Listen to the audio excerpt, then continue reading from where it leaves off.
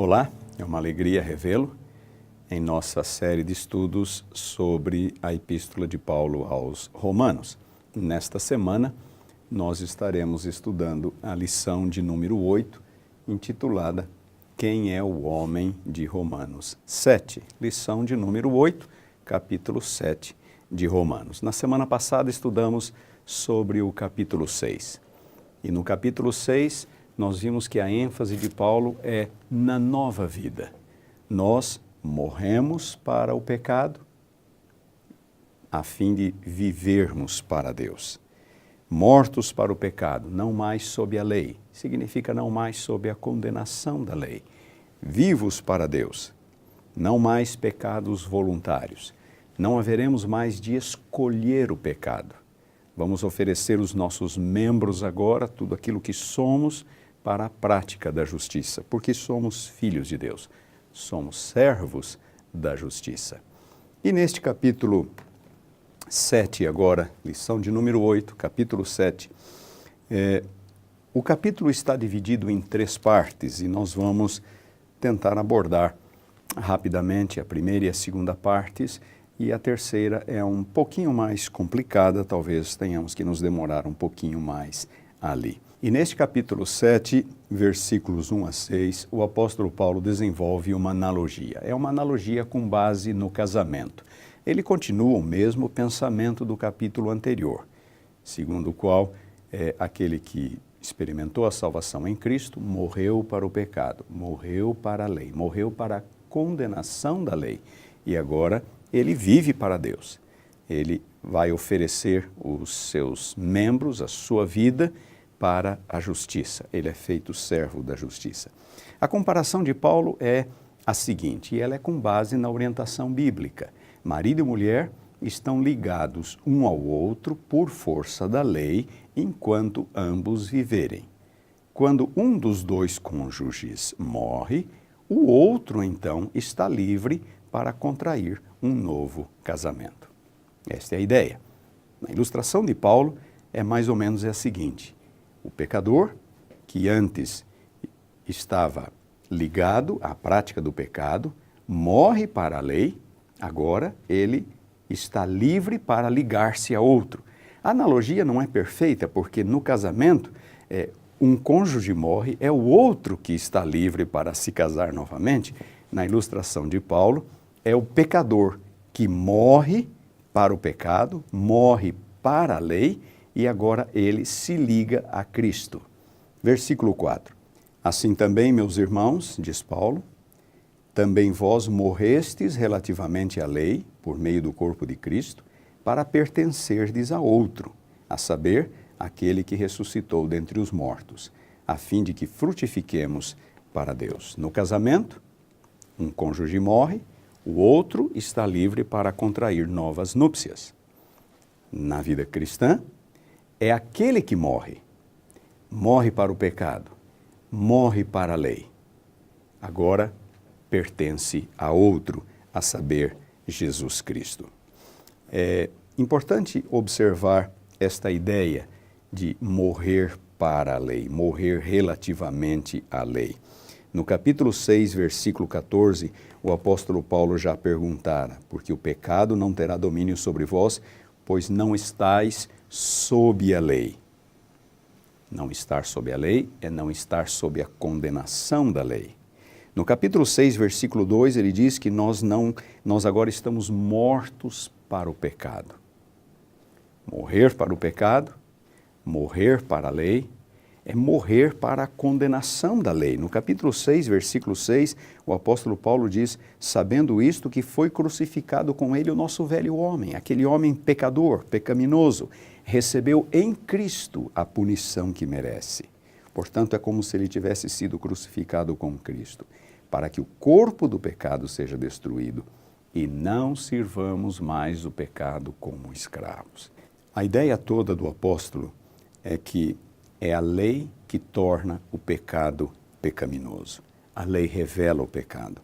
A lei faz com que o pecado avulte. Ele dissera isso no capítulo 5, versículo 20. Sobreveio a lei para que avultasse o pecado.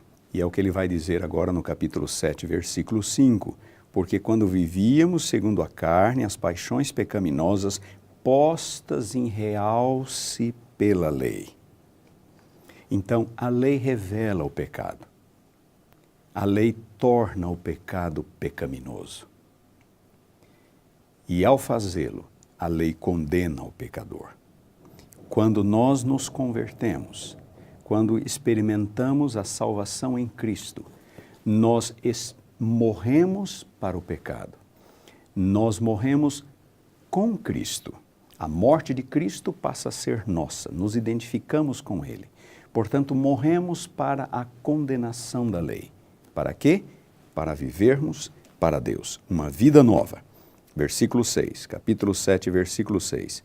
Agora, porém, libertados da lei, estamos mortos para aquilo a que estávamos sujeitos. Estamos libertados da condenação da lei. Estamos mortos para o pecado, para aquilo a que estávamos sujeitos, de modo que servimos em novidade de vida, e não mais na caducidade da letra. Servir na caducidade da letra significa usar a lei de modo legalista. Era exatamente como os judeus faziam, era exatamente como os judaizantes faziam. Nós servimos, não mais com base na caducidade da letra, mas em novidade de vida.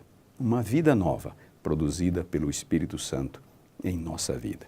Na segunda parte deste capítulo, os versículos 7 a 13, o apóstolo Paulo vai desenvolver esta relação, esta questão entre lei e pecado que possa, porventura, não estar muito clara.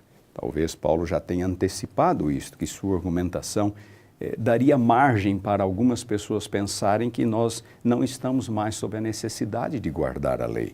Note o que ele diz no versículo 7. Que diremos, pois? É a lei pecado? De modo nenhum, ele responde. Não há nada de errado com a lei. Nós só temos que entender o papel da lei em todo este processo, que é revelar o pecado e condenar o pecador. Não há nada de errado com a lei. A lei em si não é pecado, a lei em si não promove o pecado. A lei simplesmente revela aquilo que já existe em nós. A lei revela a malignidade do coração humano, ela não estimula o pecado, ela não estimula a malignidade. A perversidade do coração humano, ela apenas revela. Não há nada de errado com a lei não é pecado. Eu apenas não teria conhecido o pecado, diz Paulo, Romanos 7, 7, senão por intermédio da lei. É a lei que revela que o pecado é pecado. É a lei que revela que isso ou aquilo é contra a vontade de Deus. Pois eu não teria conhecido a cobiça, diz Paulo, se a lei não dissesse, não cobiçarás. Como eu sei que a cobiça é pecado? É pela lei. Como eu sei que o roubo, o furto é pecado? É pela lei. Como eu sei que o adultério é pecado? É pela lei. Como eu sei que ter outros deuses diante de Deus é pecado? É pela lei. Como eu sei que tomar o nome de Deus em vão é pecado? É pela lei. Não há nada de errado com a lei. A lei revela a vontade de Deus, a lei revela a justiça de Deus. E ao assim fazer, a lei também expõe o pecado humano. Nos versículos 8 e 9, o apóstolo diz, mas o pecado tomando ocasião pelo mandamento. Repito, a lei não promove o pecado, a lei não estimula o pecado, mas o pecado se revela como tal por causa da lei. Então o pecado toma ocasião pelo mandamento e por isso desperta em mim toda sorte de concupiscência, porque sem lei está morto o pecado. Aquilo que já existe em mim é posto em evidência pela lei. A pecaminosidade do coração humano é evidenciada pela lei. Outrora sem lei eu vivia, mas sobrevindo o preceito, reviveu o pecado e eu morri. Uma ilustração muito simples. Eu estou viajando com o meu carro numa autoestrada a uma velocidade consideravelmente alta e de repente eu vejo uma placa indicando o limite da velocidade, que é bem abaixo daquele que eu estava viajando. Não foi a lei que fez com que eu violasse, dirigisse acima do limite. A lei apenas revela aquilo que eu mesmo já estava fazendo. No versículo 10, e o mandamento que me fora para a vida verifiquei que este mandamento se me tornou para a morte. Um limite de velocidade, 120 km por hora, por exemplo, é para o bem, é para a proteção do motorista, é para que ele não se arrisque demais e acabe se envolvendo em acidentes e eventualmente perdendo a própria vida. Assim é a lei de Deus. A lei de Deus não cerceia o ser humano, não limita o ser humano. A lei de Deus não promove o pecado, ela protege, é uma guia, é uma cerca. Dentro dos seus limites, nós estamos seguros e estamos de acordo com a vontade de Deus. Mas este mandamento, que é para a vida, que protege, ele acaba se tornando para a morte no momento em que eu o violo. Assim, um limite de velocidade numa estrada, 120, que é para a vida, que é para a proteção do motorista, acaba se tornando contra o motorista no momento em que ele ultrapassa este limite. O problema não é o mandamento, o problema não é a lei, não é a sinalização, o problema é o motorista, o problema é o pecador. A lei, que existe para o bem do ser humano, se torna contra o ser humano no momento em que ela é violada. Versículos 11 e 12, porque o pecado, prevalecendo-se pelo mandamento, pelo mesmo mandamento, me enganou e me matou. O pecado se prevalece do mandamento, porque é o mandamento que revela o pecado e então mata o pecador. O pecado é quem mata, não é a lei. É o pecado que coloca o pecador numa condição de condenação diante de Deus. Por conseguinte, diz Paulo, a lei é santa, o mandamento santo, justo e bom. Versículo 12. Aquilo que eu tenho dito várias vezes, não há absolutamente nada de errado com a lei.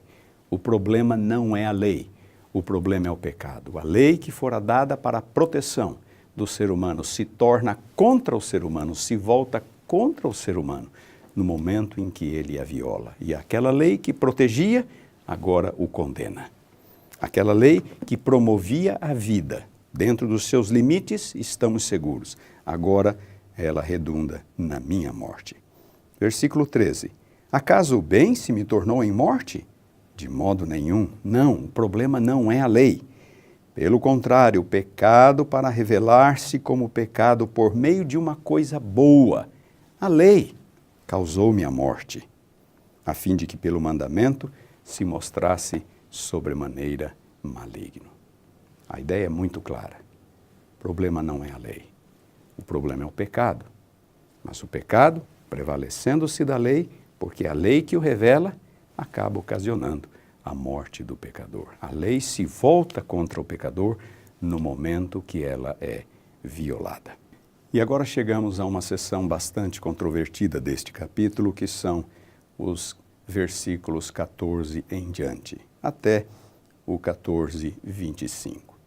E a pergunta que tem sido feita ao longo dos séculos, desde os primórdios da igreja, este capítulo tem sido discutido.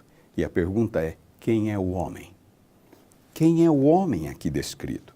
O apóstolo Paulo usa a primeira pessoa, eu, porque bem sabemos que a lei é espiritual, versículo 14, eu, todavia, sou carnal.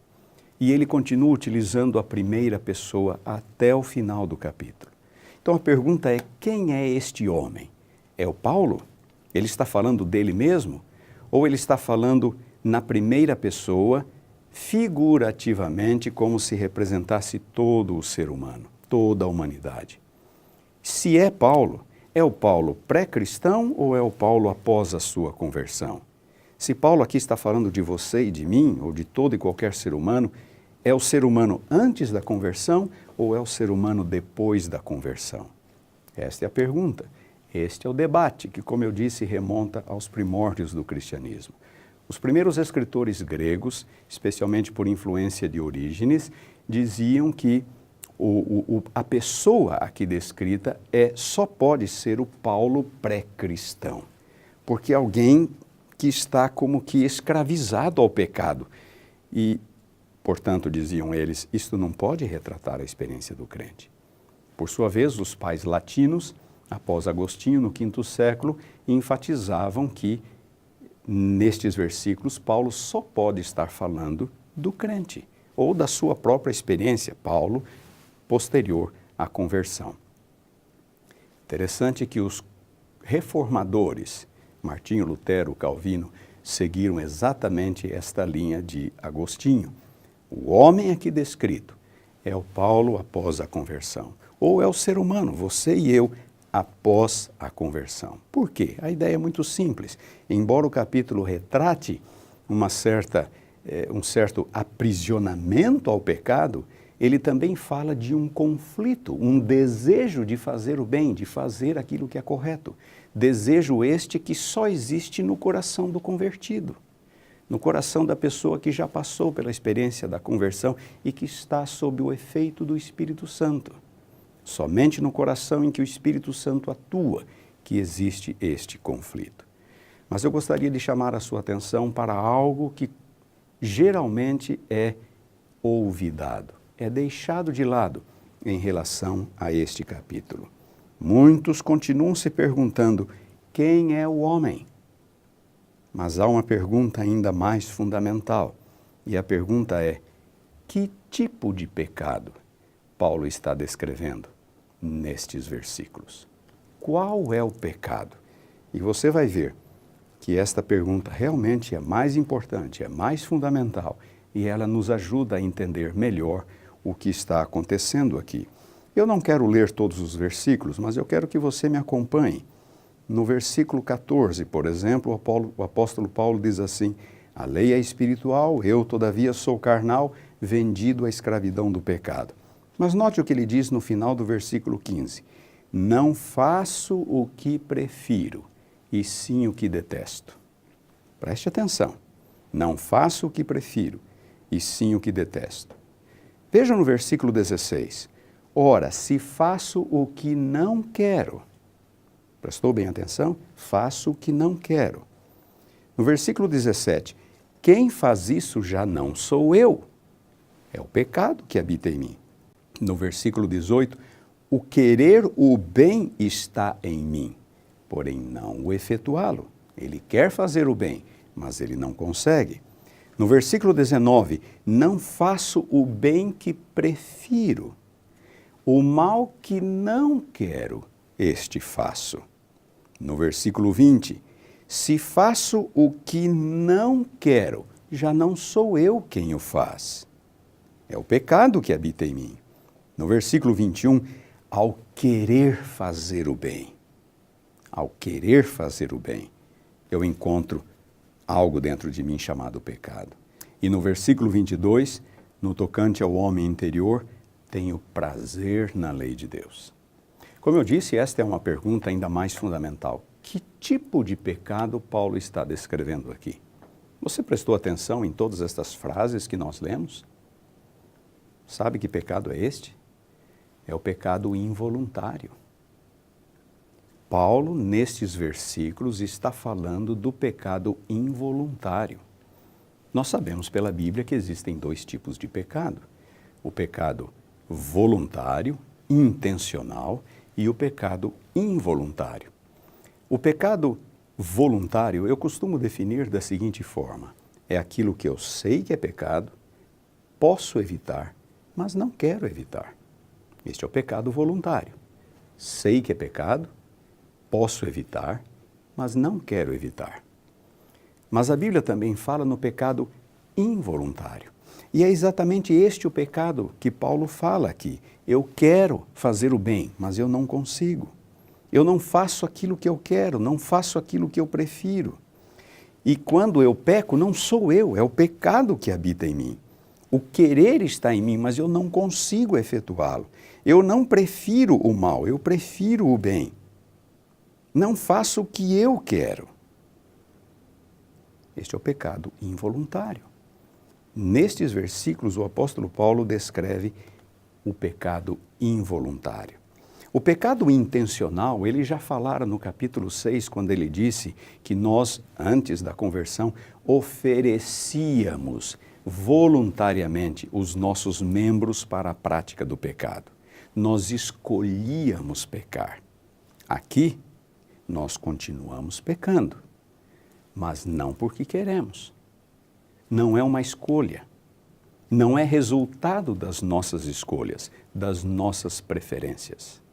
O pecado aqui é resultado de algo que se chama natureza pecaminosa. Eu não quero pecar, eu quero fazer o bem. Eu luto, eu me esforço, eu consigo, mas de repente eu caio. Por quê? Por causa do pecado que habita em mim. A questão toda nestes versículos, Romanos 7, 14 a 25, tem que ver com natureza pecaminosa. Tem que ver com pecados involuntários. E é fácil nós entendermos isto. No momento em que nós somos justificados, Deus nos declara justos. Mas nós continuamos pecadores. Nós continuamos com uma natureza pecaminosa. A conversão não elimina a natureza pecaminosa que existe em nós. Em Romanos capítulo 6, versículo 12, o apóstolo Paulo diz, não reine o pecado. Se ele pode reinar é porque ele continua lá. Em Romanos capítulo 8, versículo 13, ele vai dizer, se viverdes segundo o pecado. Em Gálatas capítulo 5, versículo 16, ele vai dizer, andai no Espírito, para não praticardes as obras da carne. Isto significa que na vida, no coração do crente, existe uma batalha entre duas naturezas. A natureza que nós herdamos de Adão, que é uma natureza pecaminosa, e uma nova natureza que é implantada pelo Espírito Santo no momento em que entregamos o coração a Jesus. Eu gosto desta citação de Ellen White. Cada cristão será assaltado pelos encantamentos do mundo, os clamores da natureza carnal e as tentações diretas de Satanás. São três as fontes de tentação. Os encantamentos do mundo, tentações que vêm de fora, os clamores da natureza carnal, tentações que vêm de dentro, e situações específicas em que Satanás nos coloca diante do pecado, as tentações diretas de Satanás. Testemunhos, volume 5, página 102. E é importante nos atermos a isto. Existe diferença de pecado. Algumas vezes nós costumamos pensar que este pecado é mais grave do que aquele. O que é mais grave? É o pecado da mentira ou é o pecado da cobiça? É tirar a vida de alguém ou cometer adultério? Na Bíblia, existem dois tipos de pecado, mas é o pecado voluntário e o pecado involuntário. Veja como, por exemplo, Hebreus capítulo 10, versículos 26 e 27. Nesta passagem, o apóstolo fala sobre pecados voluntários. Ele diz assim, porque se vivermos deliberadamente em pecado, depois de termos recebido o pleno conhecimento da verdade, já não resta mais sacrifício pelo pecado. A ideia é muito clara. Quem vive na prática do pecado de modo deliberado, de modo intencional, não pode contar com os benefícios do sangue de Cristo. Seria muita arrogância, seria muita pretensão. Não há sacrifício para aquele que vive na prática do pecado de modo voluntário, de modo intencional. É claro, a menos que ele se arrependa, confesse e se volte para Deus. E existe uma outra passagem, 1 João capítulo 3, versículo 9, onde nós lemos sobre pecados involuntários. 1 João 3, 9. Todo aquele que é nascido de Deus não vive na prática do pecado. Claro, ele nasceu de Deus, ele não vai escolher o pecado. O pecado não será um hábito na sua vida. Não vive na prática do pecado. Pois o que permanece nele é a divina semente. Ora, esse não pode viver na prática do pecado. Pecado não é uma escolha. Por quê? Porque ele é nascido de Deus. E no capítulo 1 de 1 João, versículos 6 a 9, nós também lemos, se dissermos que mantemos comunhão com Ele, nós falamos que nós estamos em comunhão com Deus, e andarmos nas trevas, pecado voluntário.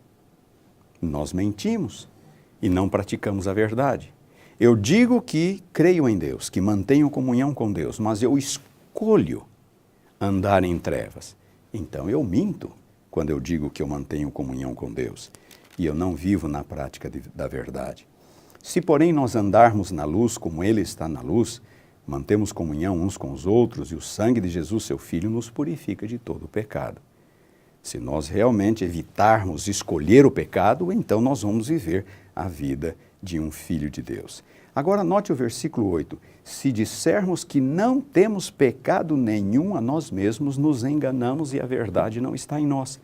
Se nós estamos em comunhão com Deus, estamos em comunhão uns com os outros, como crentes, filhos de Deus, e se nós dissermos que nós nunca cometemos nenhum tipo de pecado, nós somos mentirosos.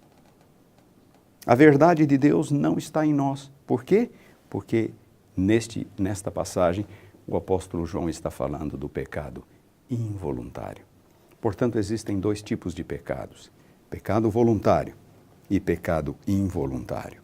Há uma outra citação de Ellen White que eu gostaria de ler.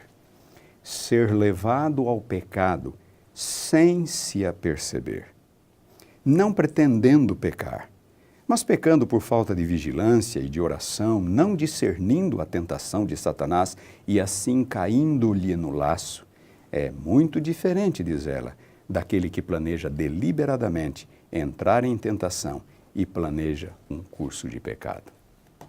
Existe ou não existe diferença de pecado?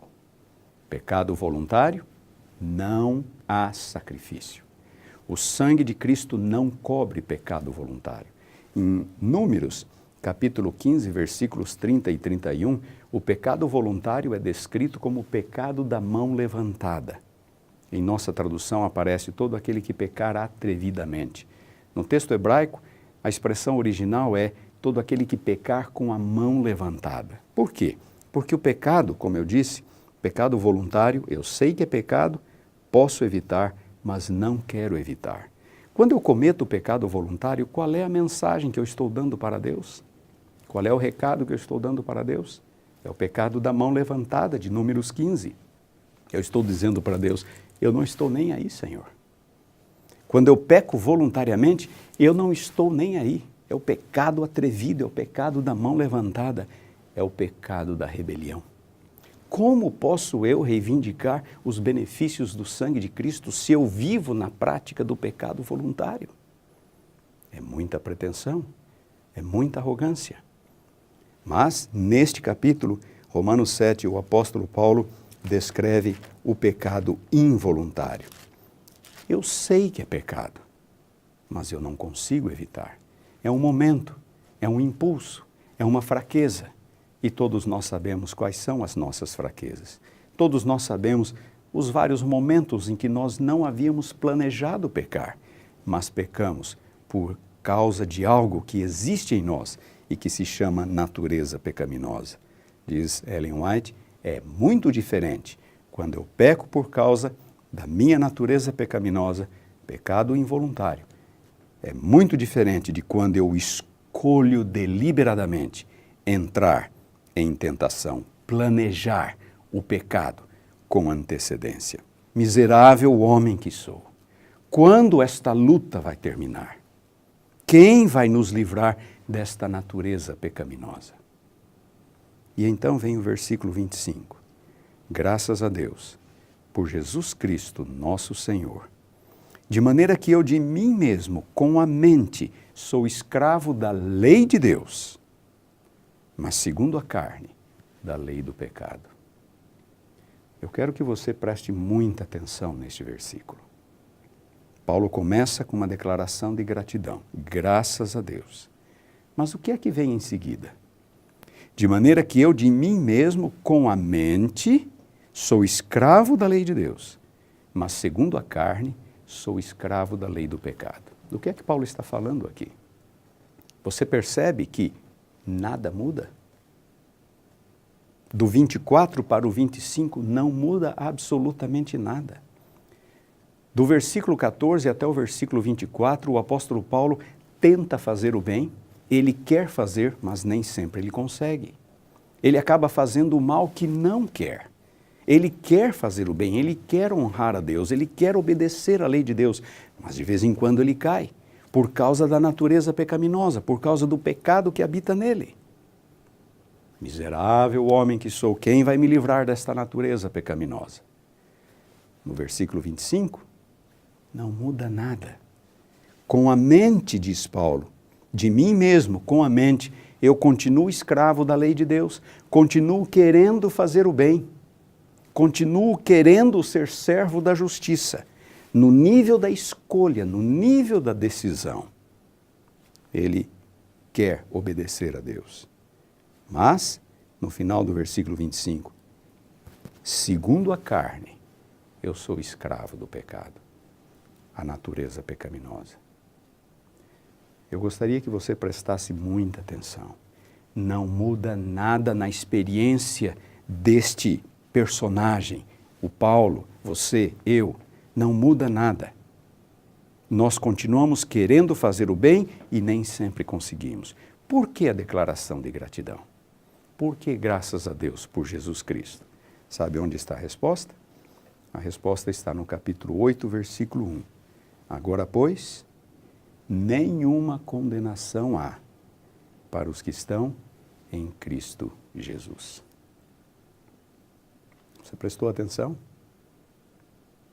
Enquanto estivermos nesta vida, do lado de cada eternidade, continuaremos com algo chamado pecado dentro de nós, com nossa natureza pecaminosa. É somente por ocasião da volta de Cristo, diz Paulo, que então este corpo corruptível será transformado, será revestido da incorruptibilidade, que a natureza pecaminosa vai ser eliminada, vai ser desarraigada, e nós haveremos de aparecer realmente como fomos criados, como Adão foi criado, na beleza do Senhor nosso Deus, refletindo a imagem plena do Criador. Enquanto isto não acontece, continuamos com uma natureza pecaminosa. Mas o que acontece diante dos pecados involuntários? Pecados voluntários, não resta sacrifício. É o pecado da rebelião, é o pecado da mão levantada. Mas os pecados involuntários, os pecados que são frutos não da nossa escolha, mas da natureza pecaminosa. A resposta, capítulo 8, versículo 1. Não há condenação para os que estão em Cristo Jesus. Eu gostaria que esta mensagem fosse significativa para você. Ela é para mim. Eu conheço as minhas lutas, você conhece as suas lutas. Você sabe das suas dificuldades. Você sabe que muitas vezes você cai, eu caio, por causa da natureza pecaminosa. Não porque queremos, não porque nós escolhemos pecar, mas porque existe algo dentro de nós chamado pecado. E o que fazer? Poderemos ser levados a entrar em desespero e a, como Paulo, exclamar: miserável homem que sou. Mas lembre-se de Cristo. Graças a Deus por Jesus Cristo. Embora eu continue com esta natureza pecaminosa, eu posso estar seguro do perdão e do amor de Deus. Agora, pois, nenhuma condenação há para os que estão em Cristo Jesus. No capítulo 8, o apóstolo vai desenvolver esta ideia. Mas enquanto não chegamos no capítulo 8, fique com esta certeza. A certeza do amor de Deus, a certeza da graça de Deus, a certeza do perdão de Deus. Não há condenação para os que estão em Cristo Jesus. Viva esta certeza. Confie em Deus. Não há condenação para os que estão em Cristo Jesus. E é por isto que Paulo exclama no versículo 25: graças a Deus por Cristo Jesus, nosso Senhor. Obrigado por sua atenção.